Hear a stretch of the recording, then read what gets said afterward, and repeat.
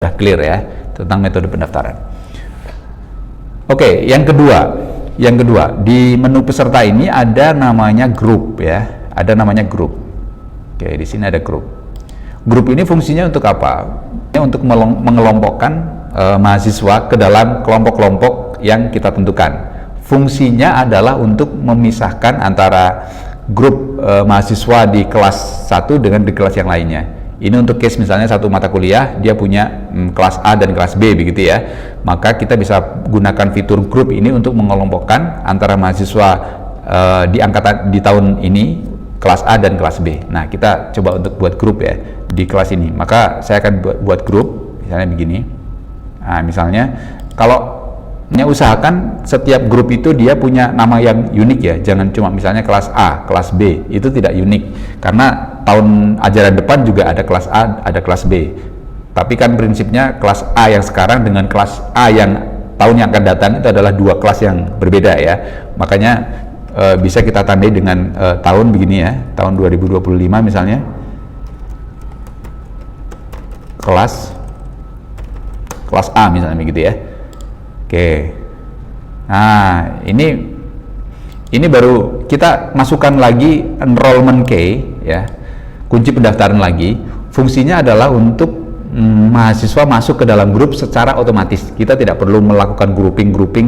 Oh, ini masuk kelas A, masuk kelas B, tapi mereka akan masuk secara otomatis ketika mereka melakukan pendaftaran. Misalnya kita bikin kelas A gitu ya. 2025 kelas A, kuncinya ini ya, nah, misalnya ini 2025 kelas, nah gini ya, 2025 kelas A. Oke ya, ini adalah enrollment key untuk mahasiswa masuk ke dalam grup kelas A.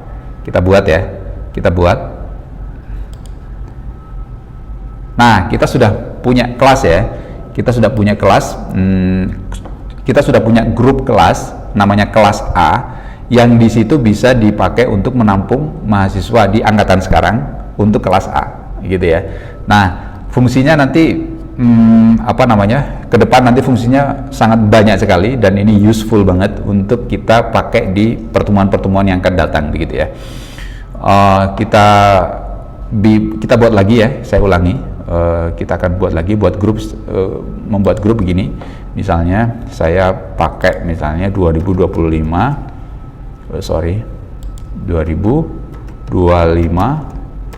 kelas B begitu ya. Di sini kunci pendaftarannya saya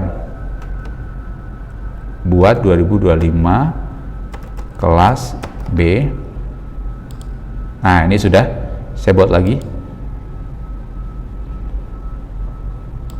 Saya simpan perubahan. Nah, di sini sudah ada dua kelas.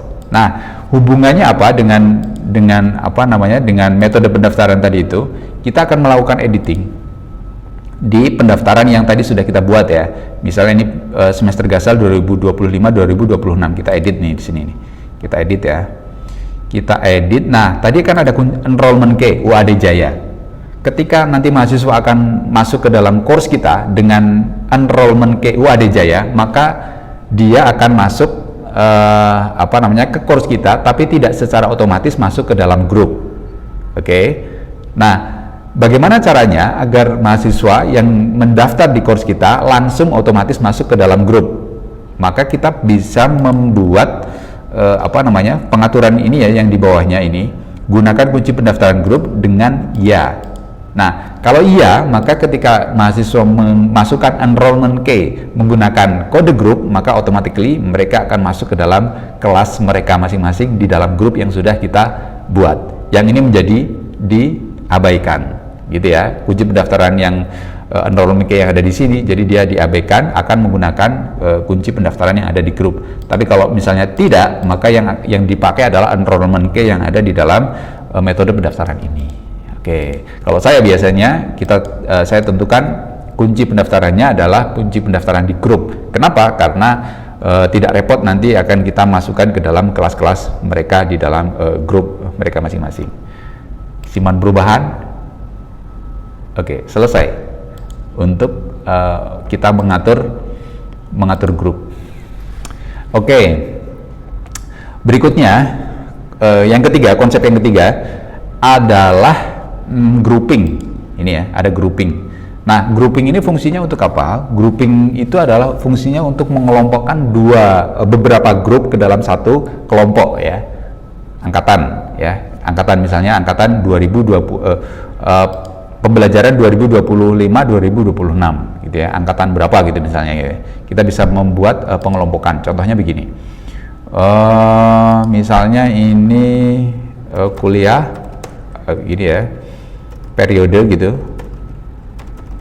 Periode 2025-2026 gitu ya. 2025-2026 kita simpan perubahan. Nah, ini grupnya sudah ada ya. Nah, kita tinggal memasukkan